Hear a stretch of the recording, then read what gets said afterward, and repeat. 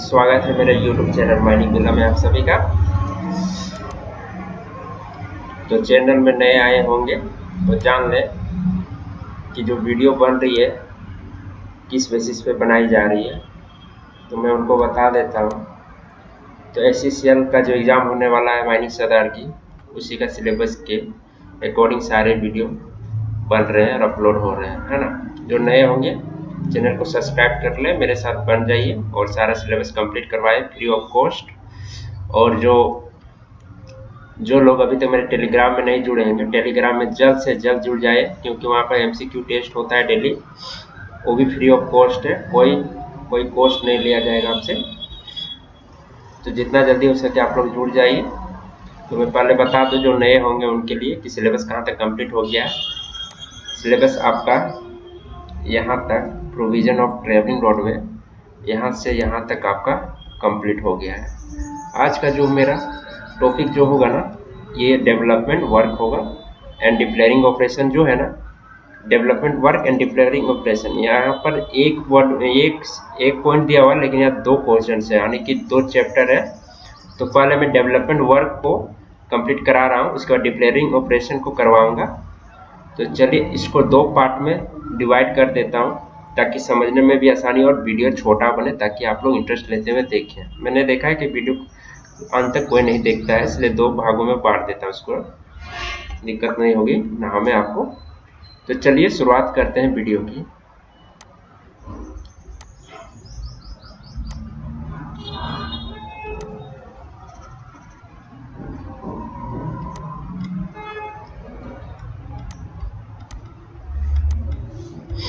चलिए गाइस शुरुआत करते हैं। सबसे पहले जानते हैं कि अंडरग्राउंड माइंस और वर्किंग किसको बोलते हैं।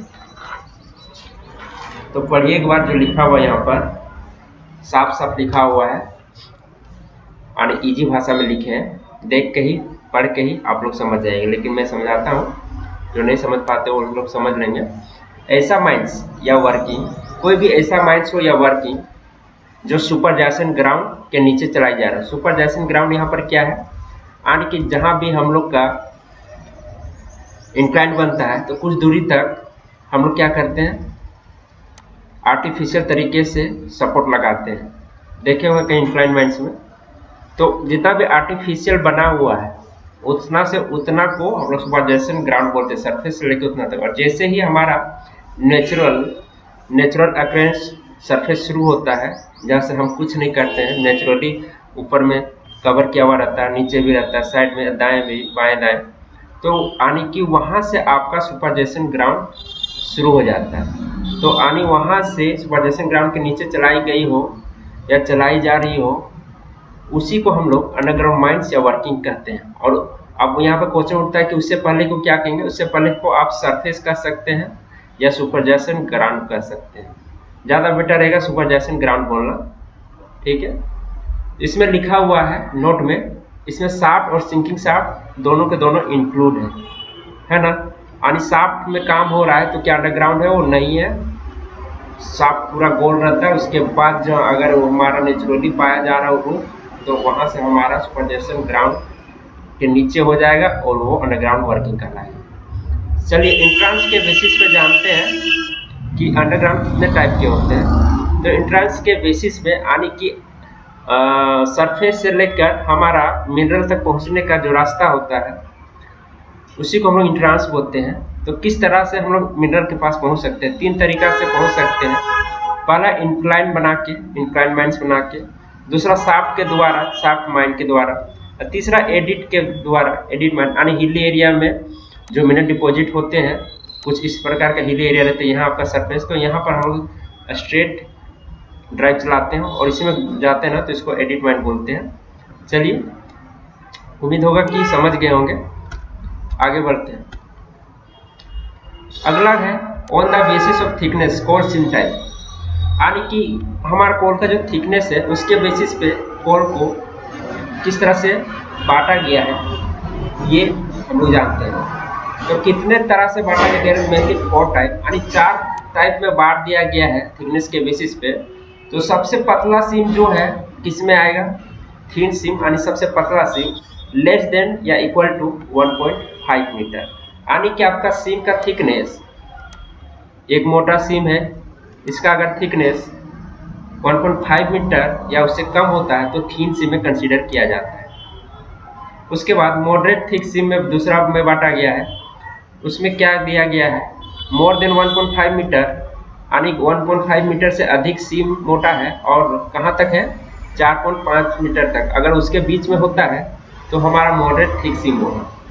और थिक सीम किसको बोलते हैं, more than 4.5 metre and up to 9 metre, यानी कि 4.5 मीटर से ज़्यादा से लेकर 9 मीटर तक अगर हमारा थिकनेस रहेगा मिनरल का या कोल का, जो भी आप मिनरल निकाल रहे हैं उसका थिकनेस, कोल का हम लोग लेते हैं, कोल का ही जानेंगे, तो कोल का थिकनेस ज़्यादा होता है, तो कोल की बात हो रही है यहाँ पर। तो हमारा जो कोल अगर इतना मोटा है तो उस समय क्या हो जाएगा, थिक सीम में कंसिडर किया जाएगा। और वेरी थिक सीम में कब कंसिडर किया जाएगा, मोर देन 9 मीटर अगर हो जाता है तो वेरी थिक सीम में कंसिडर किया जाएगा। ठीक है, ये कंप्लीट हुआ। नेक्स्ट चलते हैं। According to depth, coal seam divided into 3 types, यानी कि डेप्थ के अनुसार भी कोल को डिवाइड किया गया है। तो कितना डेप्थ में क्या बोलेंगे देख लेते हैं। सेलो डेप्थ, सेलो सीम जो होगी ना वो क्या होगी, अप टू 150 मीटर, यानी 150 मीटर गहरा तक अगर हमारा सीम है सरफेस से तो इसको हम लोग सेलो डेप्थ या सेलो सीम बोल सकते हैं। Moderate depth more than 150 metre से लेकर 450 मीटर तक अगर हमारा इतना तक आता है सरफेस से लेकर हमारा कोयला अगर जितना नीचे है उसी को हम लोग बोल देंगे मॉडरेट डेप्थ। डीप सीम किसको बोलेंगे, मोर देन 450 मीटर, यानी 450 मीटर, 450 मीटर सरफेस से अगर होता है, उससे ज़्यादा होता है तो डीप सीम हम लोग कहेंगे उसको।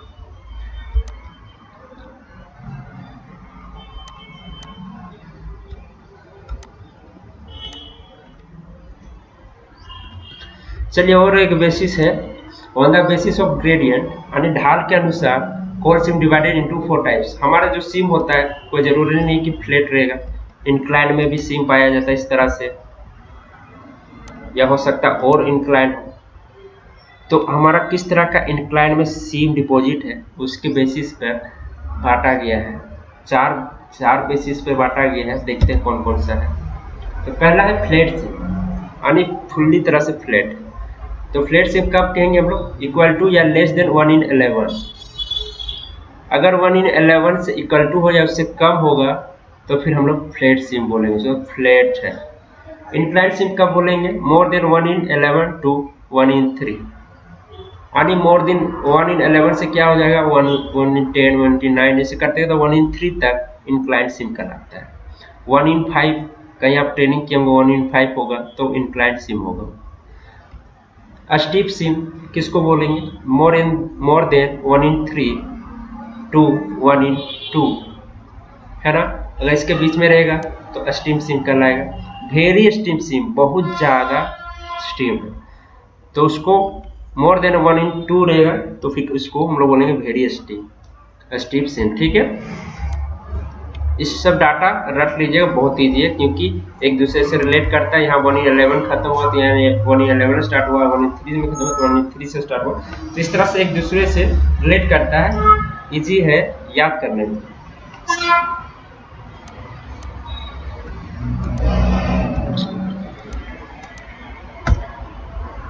तो जानते हैं गाइस, अब आते हैं कि मेथड जो होते हैं अंडरग्राउंड मेथड, कितने तरह से अंडरग्राउंड को चलाया जा सकता है। जो चलाई जाती है वर्किंग उस सबको मेथड बोलते हैं। तो सबसे पहले आप जान लीजिए बोर्ड एंड फिलर, जो कोयला में चलाया जाता है। रूम एंड फिलर, इससे थोड़ा बड़ा बड़ा गैलरी के साइज रहता है रूम एंड फिलर में, ये बेसिकली मेटल में चलाया जाता है, मेटल फेरस माइंस रहती है वहाँ पर। और लॉन्ग वाल आपका कोयला में ही ज़्यादातर चलाया जाता है। आप मुनीडी में ट्रेनिंग किए होंगे तो देखे होंगे लॉन्ग वाल। तो 3 तरीके हैं अंडरग्राउंड में माइनिंग करने के लिए, ठीक है। पैनल, आप जानते हैं कि बोर्ड एंड फिलर से अगर काम कर रहे हैं तो पैनल वाइज बना सकते हैं या विदाउट पैनल, 2 तरीके होते हैं, एक पैनल टू पैनल बनाया जाता है, एक विदाउट पैनल बनाया जाता है। तो पहले जान लेते हैं पैनल है क्या। तो गाइस पैनल क्या है?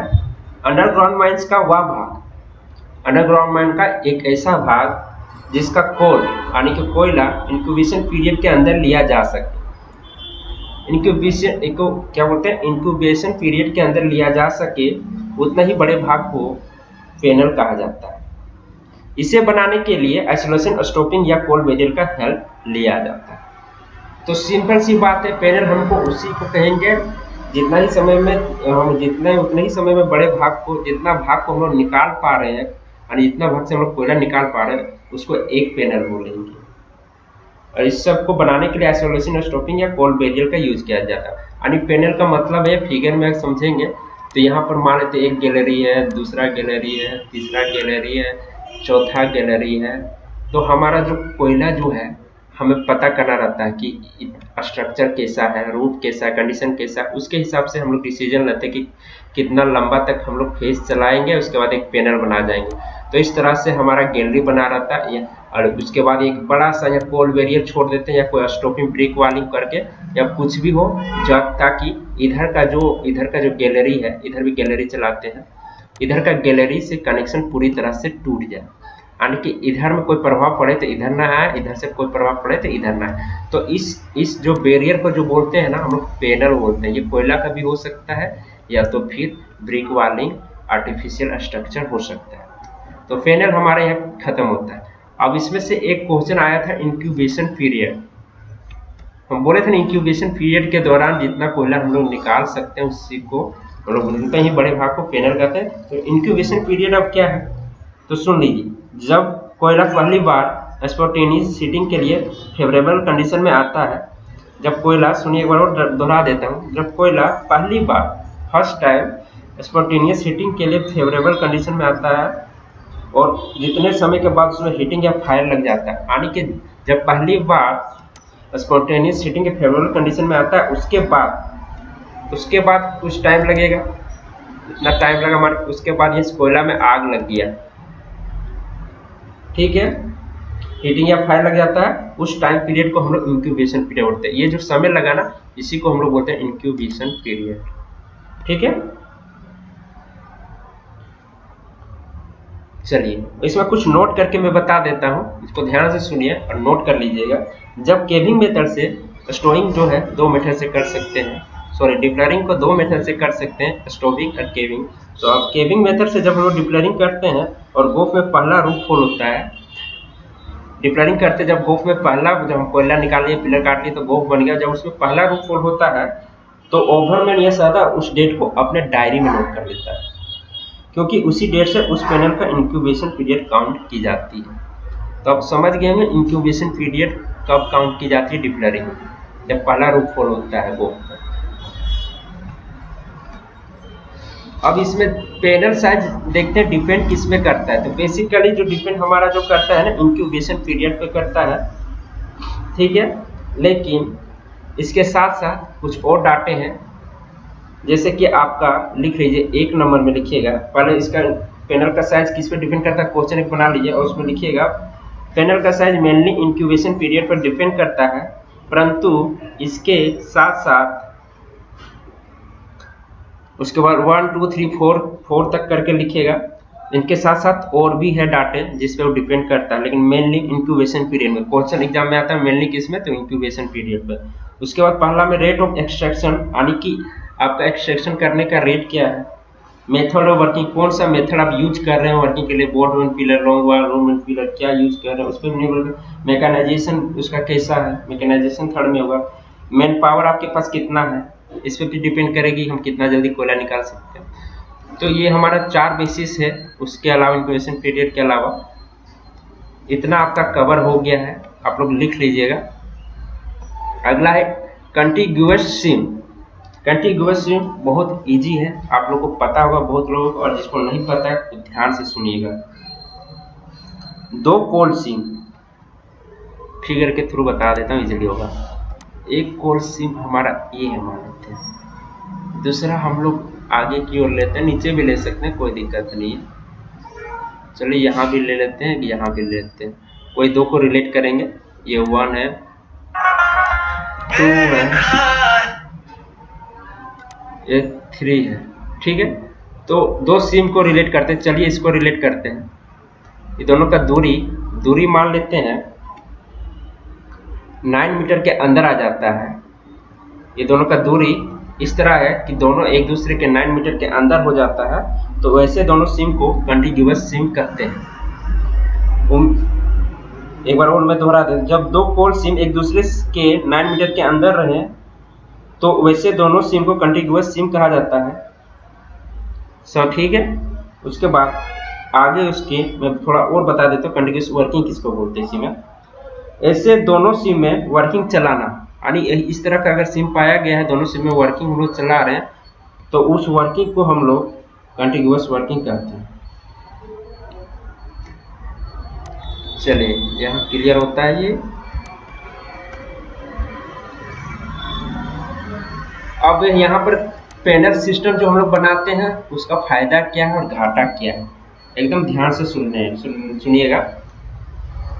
एडवांटेजेस पहले बताता हूँ मैं। पैनल के अंदर स्पॉन्टेनियस हीटिंग होने या आग लगने पर उसे तुरंत आसानी से सील किया जा सकता है। ये सब मैं लिख सकता था जो मैं बोल रहा हूँ, लेकिन मेरे पास उतना टाइम नहीं था, काफ़ी काम है मेरे पास, तो इसको देखते हुए सिलेबस भी कंप्लीट कराना, क्योंकि एग्जाम कभी भी हो सकता है। इसलिए मैंने उचित समझा कि इस तरह से भी क्लियर किया जा सकता है। मैं बोल के क्लियर करवा दूंगा, आप लोग ध्यान से बस सुनिए। तो पैनल के अंदर जब स्पॉन्टेनियस हीटिंग होने या आग लगने पर उसे तुरंत आसानी से सील किया जा सकता है। अगर पैनल वाइज हमारा बना रहेगा, यहाँ पर बीच में बैरियर दिए हुआ उतना मोटा सा है, तो यहाँ पर हमारा गली चला, इधर गली चला, यहाँ पर इस पर पार होने के लिए हो सकता है थोड़ा सा जगह हम लोग छोड़ दिए हैं, तो यहाँ पर अगर कोई प्रॉब्लम होता है तो इसको तुरंत सील किया जा सकता है। ये बिल्कुल भी सील हो गया पूरी तरह से, ये अलग हो गया, इसमें कुछ प्रॉब्लम है तो इधर इफेक्ट नहीं करेगा, तो ये हमारा एक फायदा है। दूसरा क्या है एडवांटेज, प्रत्येक पैनल का सेपरेट वेंटिलेशन होता है। तो हमारा एक पैनल इधर है, एक पैनल इधर है, तो वेंटिलेशन हम लोग इधर से कर रहे हैं, तो इस पैनल के लिए वेंटिलेशन इजीली हो जाएगा यहाँ पर करते हुए, इस वेंटिलेशन के यहाँ पर होगा। तो अगर इसमें कुछ होता है तो इसमें कोई खतरा नहीं है। रिटर्निंग आपका कहीं सेपरेट बनाया जाता है अलग अलग, ऐसे करके रिटर्निंग बनाए, इसका भी रिटर्निंग इसमें मिला देते तो फर्क पड़ना, रिटर्निंग वो बाहर चला जाए। नहीं इंटेक में प्रॉब्लम हो सकती है, एक में है तो दूसरा मगर इंटेक में जा रहा है, तो इस तरह से प्रॉब्लम होती है। तो हमारा आसानी क्या होता है, अलग अलग वेंटिलेशन कर सकते हैं। पैनल बनाने में अगला सुनिएगा, यदि पैनल बनाने में पोल बैरियर का यूज किया गया है तो डिप्लेयरिंग के बाद सरफेस एक्सपीरियंस का चांस कम हो जाता है। पैनल बनाने के लिए जो मोटा पैनल बना था तो उसमें अगर हम लोग कोयला के थ्रू बनाए हुए हैं तो उसमें सब्सिडेंस से बच जाते हैं, काफ़ी हेल्पफुल मिलती है। एक अगला सुनिए, एक पैनल में एक्सप्लोजन होने पर उसका इफेक्ट दूसरे पैनल पर नहीं होता है। यानी वही बात जो है, इस पैनल में कुछ होता है, इसमें एक्सप्लोजन होता है, दूसरा में कोई प्रभाव नहीं पड़ेगा।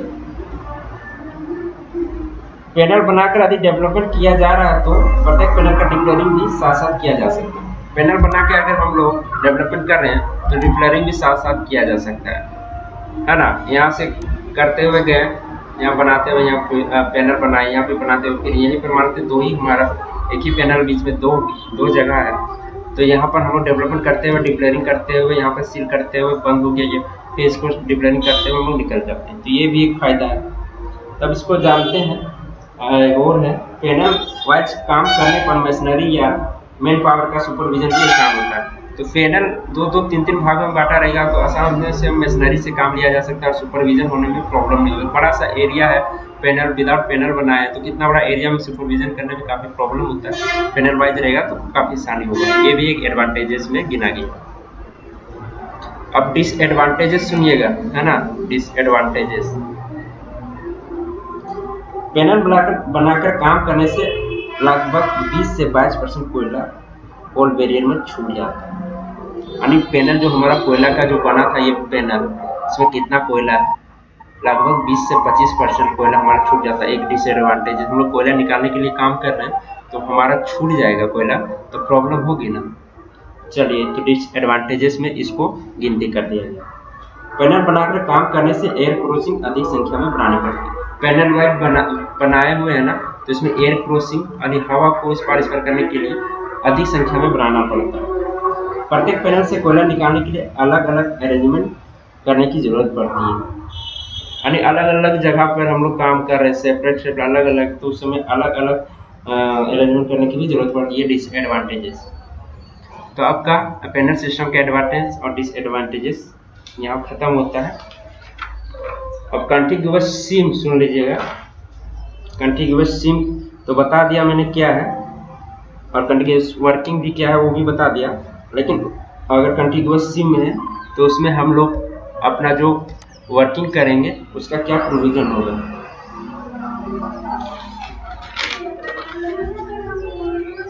दोनों सीमों के बीच का पार्टिंग 3 मीटर से कम नहीं होना चाहिए। फिगर के थ्रू समझाना आसान हो जाएगा। एक ये सीम है, एक ए सीम है, एक ये सीम है। विद इन 9 मीटर में कुछ भी हो सकता है, 2 metre, 3 metre, 4 metre, 5 metre, 6 metre, कुछ भी हो सकता है। तो ये दोनों के बीच जो है ना, जब हम लोग वर्किंग इसमें भी चलाएंगे और इसमें भी चलाएंगे ना, तो एक ये जो पार्टिंग होगा 3 मीटर से कम नहीं होना चाहिए बीच में, ठीक है। दोनों सीम्स में वर्किंग करते समय पिलर और गैलरी के साइज सेम डायमेंशन में होगी। दोनों में काम है, इसका जो पिलर साइज हम लोग रखेंगे, गैलरी साइज रखेंगे, उसका भी यही साइज, यानी सेम टू सेम रहना चाहिए। वर्किंग चलाते समय दोनों ही सीम में पिलर के ऊपर पिलर, गैलरी के ऊपर गैलरी और जंक्शन के ऊपर जंक्शन सुपर इम्पोज होना चाहिए। यानी कि अगर यहाँ पर पिलर हमारा छूट रहा है तो इसी के डायरेक्शन में सीधा में पिलर हमारा छूटना चाहिए। यानी कि डायमेंशन, शेप और जगह दोनों का दोनों आपस में सुपर इम्पोज होना चाहिए, एक दूसरे से मिलना चाहिए। इस तरह से हमारा कंटिन्यूअस सीम में वर्किंग चलाएगा।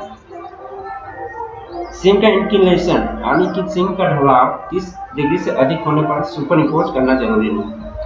अब हमारा सीम अगर 30 डिग्री से अधिक हो जाता है, इस तरह से एंगल बनाता है 30 डिग्री से अधिक, उस समय सुपर इम्पोज करना बहुत डिफिकल्ट हो जाता है, तो उस समय छूट दिया गया है ना। इस तरह से सुपर इम्पोज करना पड़ेगा, इस तरह से, तो उसमें छूट दिया गया, उस समय सुपर इम्पोज नहीं होता है तो भी चलेगा।